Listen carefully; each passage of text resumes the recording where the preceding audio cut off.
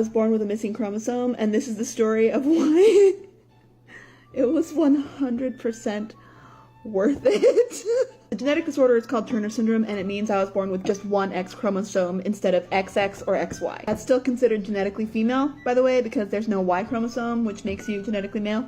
But anyway, in college, all my roommates knew about this. I had my core group of college friends.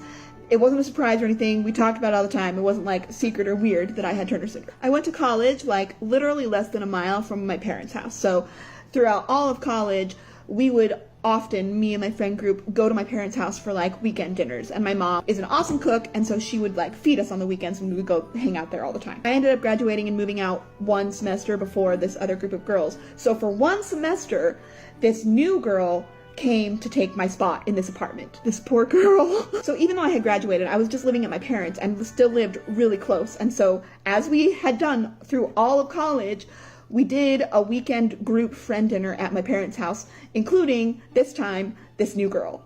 Now, the other thing that this group of friends and everybody knows about me, if you know me for more than like 30 seconds, is my extremely weird taste in older men. So as we were eating, conversing, me and this group of friends who'd known each other for years, and this one new girl, the topic came around to celebrity crushes. The teasing began, and it was like, oh, Sarah's weird taste in old guys.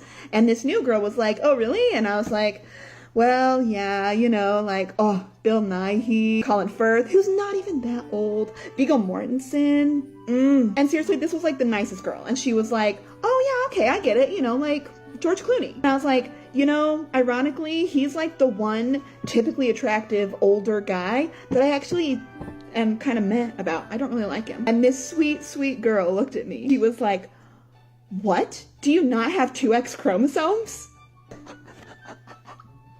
You guys, when I tell you, we died. We died. I was like, this is the most perfect thing that has ever happened in my entire life. And this poor girl was like, what? And I had to explain everything to her. And I was like, actually, no, I don't. In that moment, I knew that I was like, yeah, if God had told me you have to be born with Turner syndrome, but this is gonna happen, I would have said, deal. Where do I sign?